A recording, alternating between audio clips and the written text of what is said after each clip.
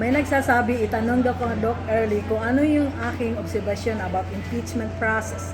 Ang sasabihin ko ngayon, wala akong kinikilingan dahil galing ako sa Davao City. I love all the Dutertes, especially kay VP Sara. At marami din akong mga kakilalang senador and I highly respect them all. Ang sasabihin ko ngayon, nag-umpisa tayo sa aking obserbasyon sa impeachment process. Ang aking word ay very frustrating and very embarrassing. Bakit? Doon ako mag-uumpisa sa tinatawag na word na impeachment. Ang word na impeachment ay ang pagpapaalis ng isang public servant sa kanyang panungkulan, whether presidente, vice president, sa kongreso o senado. Yan ang proseso sa pagpapaalis ng isang public servant.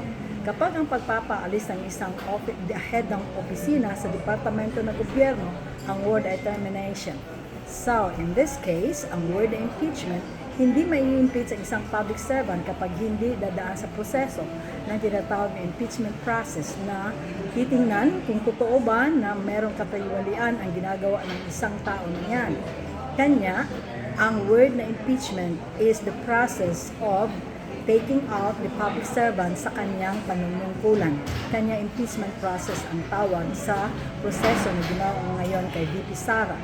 So bakit ba nakakasuot ng gala o gala ang mga senador habang nililitis si VP Sara sa impeachment process? Ang gala o gala ay simbolo ng pagtatakip or to cover up the self-interest ng isang tinatawag na senador na doon pupunta sa impeachment process. Nang ibig sabihin doon, hindi na siya pwedeng gagamit ang kanyang self-interest or personal na utak, personal na puso, o personal na soul in order to make the judgment process. So ang gagamitin niya ngayon ay gagamitin niya ang tatlong metodolohiya to judge whether it is incorrect or correct yung mga binibigay na mga sinasabing mga ebidensya doon sa mga documents na binibigay sa kanila. So ang gagawin ngayon ay titingnan nila ngayon kung nakagala na sila, kung ito bang paglilitis na ito ay based on the professional way. Professional way, ibig sabihin, nakabase ba ito sa mga batas na pinag-aaralan ng ating mga abogado doon sa kanilang pagkukuha ng bachelor's degree, ng bachelor's of law. Next, yung tinatawag na legal way. Ito ba ay base ba sa regulasyon o rules and regulations ng DepEd kung sakasakali ang ginamit na pera ay galing sa DepEd, based ba ito sa rules and regulations ng pag-release ng fund na yan? At ang pangalawa, ito ba ay binase sa konstitusyon? Rightful ba na ginamit ito sa pundong pinaglaan? Next is the ethical way. Binase ito sa tinatawag na rights at sa mga expectations ng Filipino people.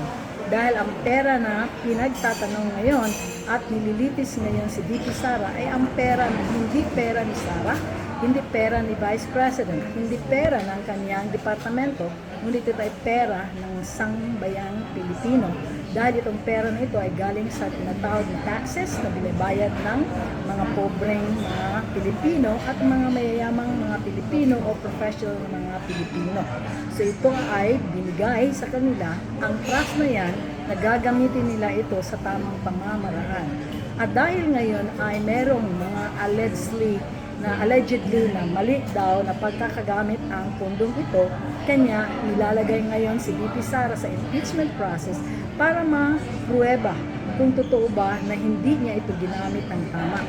Sa case ni VP Sara, dapat kung ako ngayon si VP Sara, ako ay magiging very happy na ito ay ilalagay sa impeachment process dahil ang buong sambayang Pilipino ay makakaalam na ngayon, both the learned at saka unlearned na Filipinos, kung totoo ba na ginamit ko or hindi tama ang panggagamit ko sa pundo na pinaglaan ng gobyerno for and in behalf of my office.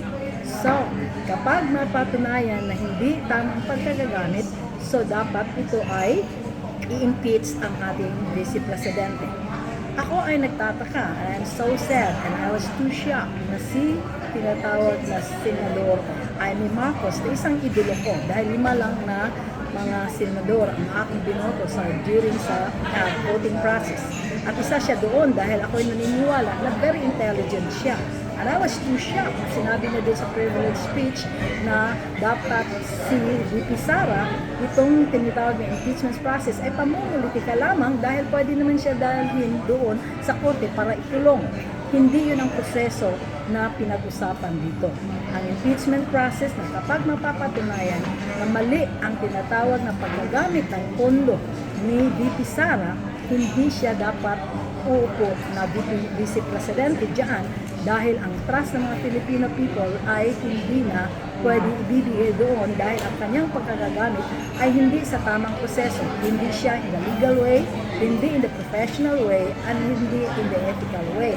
Pero kung mapatunayan na hindi talaga siya nakakasala, then she must remain as our vice president. Next, kapag nakagala na ang lahat ng mga senador, the floor now of the Senate is no longer the floor of the senators, but it is now the floor of the Filipino people. Kanya, kapag nakagala na sana sila, dapat ang gagawin nila ngayon, i-research nila yung mga tinatawag na ebidensya na binigay sa kanila kung totoo ba ito.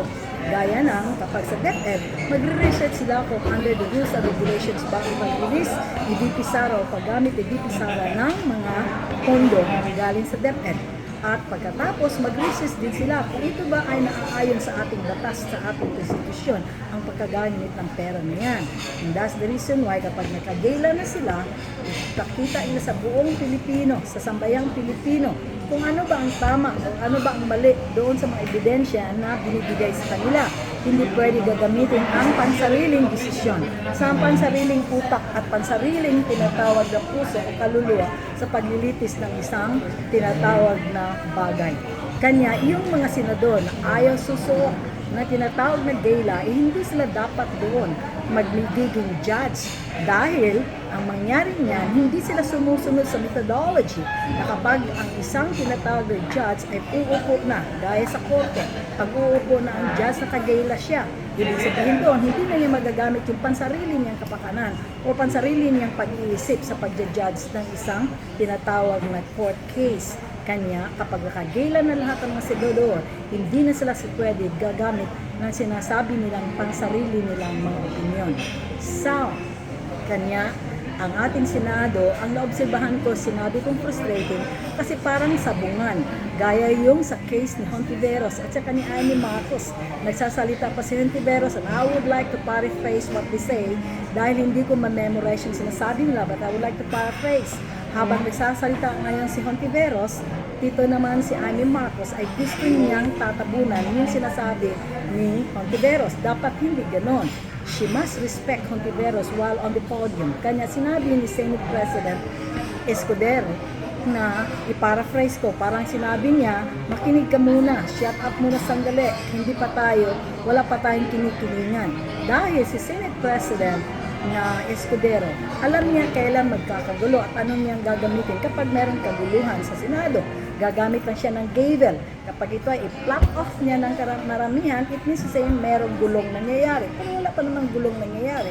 Ang nangyayari lang doon ay hindi sila nagbibigay ng respeto kung sino yung sa podium ba dapat bigyan nila ng tamang oras, tamang opinion. At kanya yung sariling rights kapag nandyan sa podium, dapat pakinggan lamang siya at saka na ito ihahalad sa tinatawag na floor kapag nag-umpisa na ang proseso.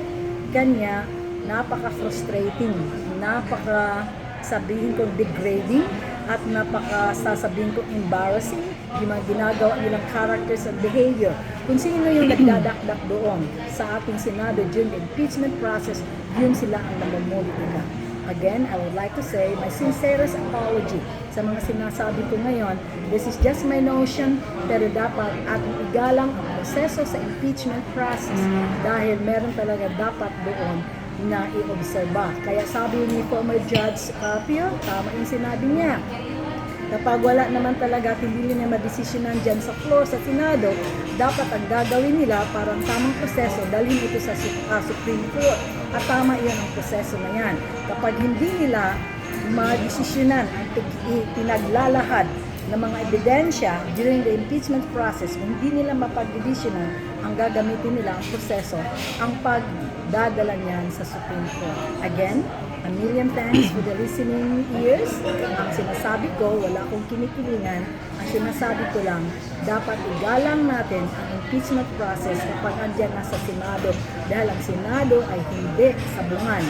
Yan ay ang lugar na mabibigyan ng tamang paglilitis kung tama ba o hindi yung mga inaakusahan kung nandyan sa Senado. Gaya ng kay VP Sara, dyan natin makikita ngayon kapag totoo ba o hindi, kapag tama ang proseso na gagamitin. Sa mga taong ayong gumamit ng dela, hindi sila dapat sasali dyan sa proseso na yan. And I share this in the name of the Lord Jesus Christ. Amen. Thank you and good day.